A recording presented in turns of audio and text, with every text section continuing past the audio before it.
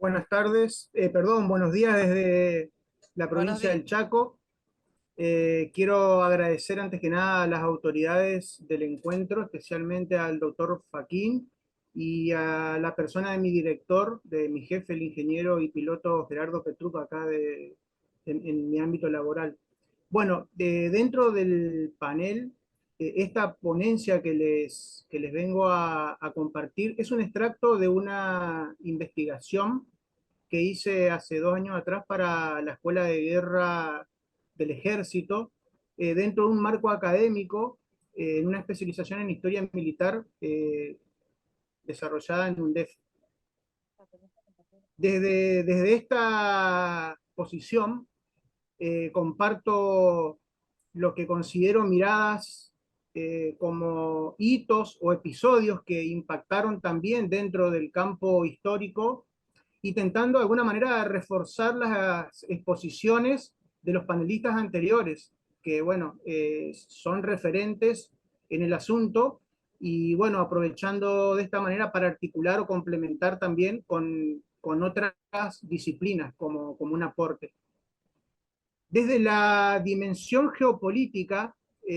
partiendo, por ejemplo, de Edmund Walsh, un doctor en filosofía y leyes, autor de Los principios fundamentales de la vida internacional, París, en 1936, fue quien investigó sobre geopolítica y moral internacional, definiéndola como un estudio combinado de geografía humana y ciencias políticas aplicadas en ese momento. Este autor destacó, por ejemplo, que no eran novedades exclusivas europeas, específicamente de Múnich o Berlín, aquellas valoraciones y análisis que estudiaban medios geográficos y evoluciones políticas en las que estaban inmersos los distintos estados y principalmente las potencias imperiales de ese momento. Este autor, Walsh, resaltó, por ejemplo, que espacio, tamaño, localización, recursos económicos, aptitudes físicas y cualidades morales se debían unir a necesidades de la política nacional. Y, por ejemplo, entre otras cuestiones, también apreciaba que el clima y las condiciones geográficas de los territorios precedían a la historia, a la economía y a las instituciones como factores de desarrollo social en aquel momento, pero que eran contribuyentes para una mejor adaptación o supervivencia dentro de un potencial ambiente al que se quería llegar. Walsh también rescató, por ejemplo, estadistas del pasado a los que él llamó geopolíticos sin cartera, y citaba, por ejemplo, a nada menos que a Aristóteles, a Estrabón, a Ritter, a von Bülow, a Jefferson y a Roosevelt como precursores de esta disciplina en aquellos años. Recordamos que estamos en 1936, antes de la Segunda Guerra Mundial. También consideró, por ejemplo, en ese momento ya variables preponderantes para la geoeconomía política de los referentes occidentales que considero que eran Keynes y White en Inglaterra y en Estados Unidos, porque ellos también hablaban de los recursos naturales que se encontraban o que había conocimiento en alguna masa continental alejada de los centros de poder que en ese momento eran conocidas o utilizadas. Se refería Walsh a ellos como, por ejemplo, variedad, volumen y calidad de estos recursos que eran bases o pilares apreciables dentro de algunas teorías del poder que en ese momento se valoraban. Entonces, dicho todo esto, aproximando ya al escenario antártico propiamente dicho dentro del periodo 1939 al 1959, podemos decir que desde el Atlántico, especialmente considerando actores principales a Estados Unidos, Argentina, Chile, Gran Bretaña y la Unión Soviética, ya antes de 1939, por ejemplo, en las costas del Atlántico suramericanas, había la presencia de unidades de la Royal Navy era difundida en algunos diarios y en la prensa de Argentina y Uruguay ya desde 1934, por citar también como otro ejemplo, ya durante la Segunda Guerra Mundial, la presencia en 1939 del acorazado Admiral Graf Spee, en el Atlántico Sur y otras unidades o buques mercantes del Tercer Reich que estaban presentes en la región, generaban de alguna manera escenarios navales donde luego ocurrieron batallas en mar abierto o cacerías o persecuciones, interdicciones, con proyecciones en un eje que yo considero norte-sur hasta islas subantárticas durante la Segunda Guerra Mundial. Por ejemplo, Foster en 1975 manifestó que durante esta guerra, en costas sudamericanas, ya había bases navales aliadas de Estados Unidos, por ejemplo, y Gran Bretaña, desde donde se patrullaba la región, por citar, por ejemplo, algunos países regionales como Brasil o Montevideo en Uruguay. También menciono dentro de este contexto las reuniones de Cancillería americanas porque buscaban implantar un esquema o un modelo de seguridad continental, pero orientadas a un alineamiento regional con Estados Unidos en una postura rupturista o contra el eje. Esto considerando, por ejemplo, que antes de la batalla aeronaval de Pearl Harbor, en 1941, Estados Unidos ya colaboraba logísticamente y con tropas en el norte de Europa. La batalla del Atlántico y el cambio de gobierno argentino en 1943. Luego de 1939, Kriegsmarine del Tercer Reich salió a interferir y afectar el tráfico comercial aliado de abastecimientos para bloquear a Gran Bretaña especialmente, donde la flota de submarinos fueron desplegadas en el Atlántico. Esto implicó, por ejemplo, que la Marina Mercante operara bajo convoyaje protegido fuertemente por unidades navales. De esta manera, la talasocracia o la geopolítica del mar aumentó y mientras tanto, en Argentina, un nuevo gobierno a partir de 1943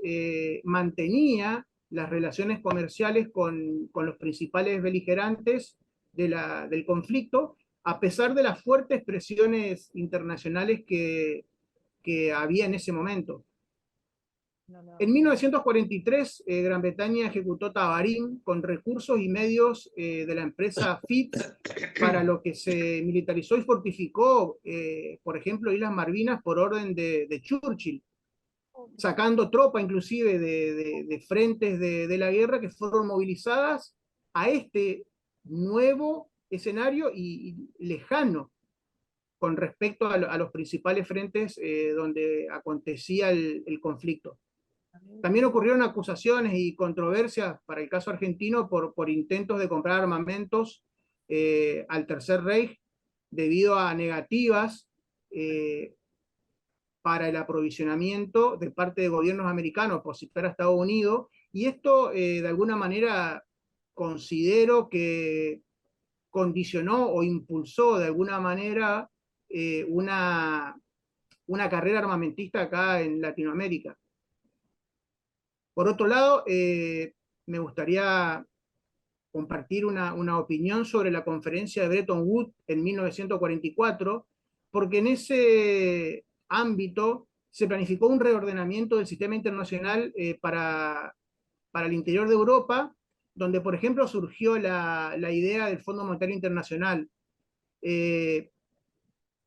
Allí se propuso, entre otras medidas, por ejemplo, el dólar como un patrón monetario internacional, mientras las potencias europeas colapsaban económicamente al final de la guerra, Estados Unidos aumentaba sus capacidades navales y consolidaba poder económico. Dicho todo esto, también considero importante recordar que durante la Segunda Guerra Mundial, para el caso argentino, Alemania hundió mercantes argentinos.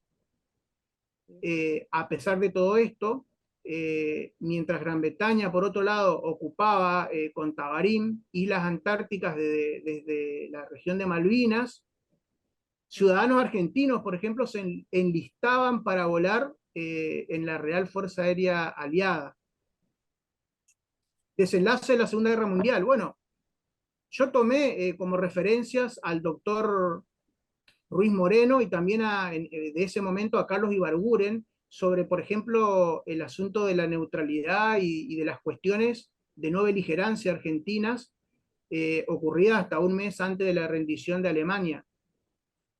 Para aprovechar y recordar que luego de estas fechas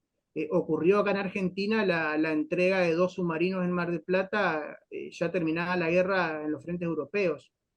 Todo este asunto, esta cuestión, fue reclamado por Estados Unidos mediante el embajador Braden en aquel momento. Y también me parece importante recordar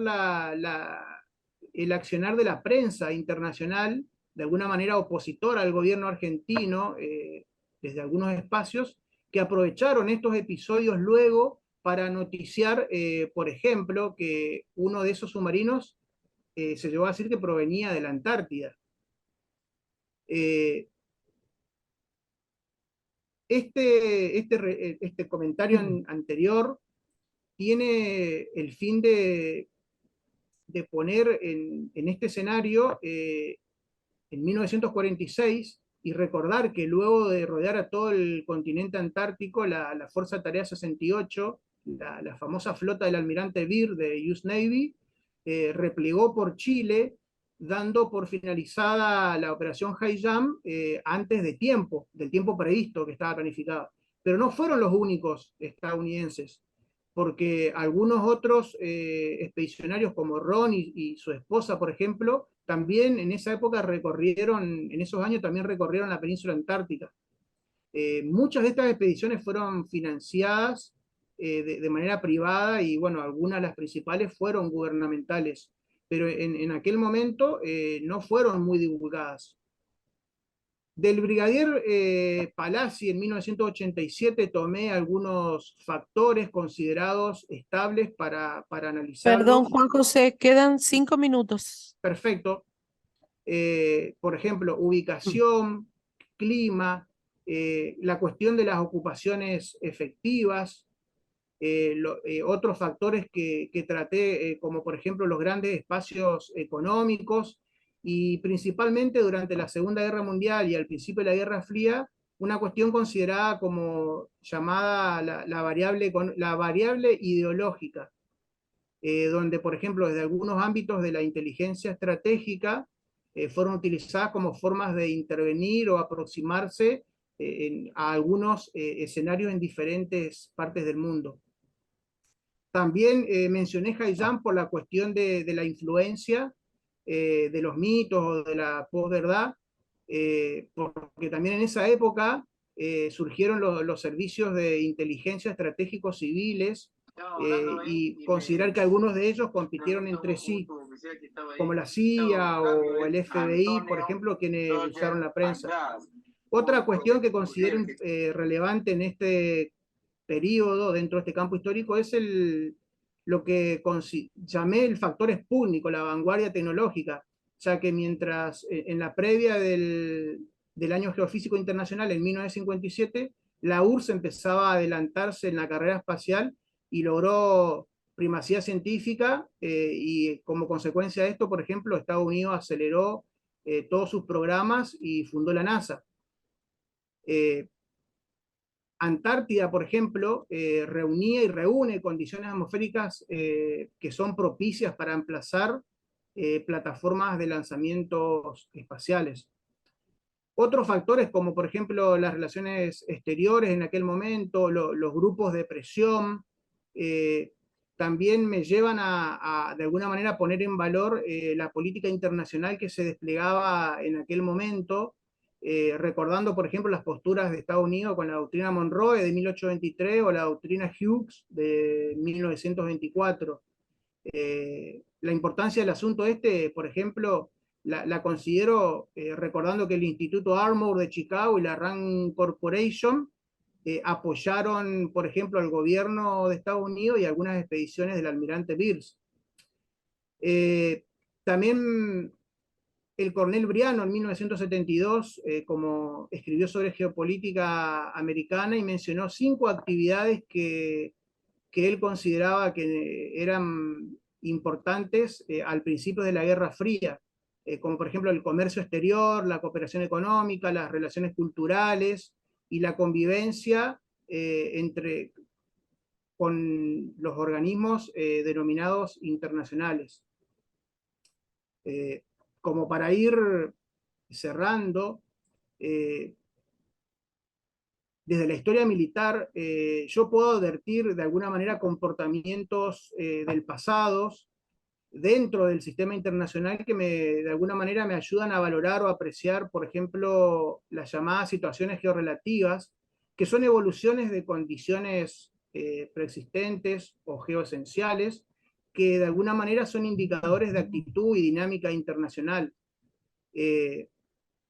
Por ejemplo, considero que la polemología ofrece otras miradas para pensar en el resultado del denominado conflicto antártico, recordando, por ejemplo, cuáles eran en aquella época la principal amenaza a la paz internacional, por llamar alguna la escalada, la guerra nuclear, la proliferación de las armas, de las bombas atómicas. Y a mi juicio el tratado resultante fue y es un ejemplo, modelo de política internacional asertiva, fue efectivo para algunos países en aquel momento, dado el contexto, y hoy refleja de alguna manera o me hace pensar en una emergente cosmopolítica antártica, porque hay una cultura, hay valores propios que quedaron puestos de manifiesto, por ejemplo, hoy con todos los expositores anteriores y las expositoras, donde algunos países americanos realmente fueron y son referentes con mucha experiencia. En mi caso yo conozco muchos ciudadanos, por ejemplo, que conforman comunidades y hasta agrupaciones que son netamente antárticas. Desde la polemología, volviendo, se aprecia de alguna manera la cooperación internacional y se ve como la ciencia encaminaron el asunto hacia una geopolítica de la paz hacia 1959, en lo que se refiere al escenario antártico. Vale mencionar que los países sudamericanos, por ejemplo, no reclamaron espacios en el Ártico como sí lo hicieron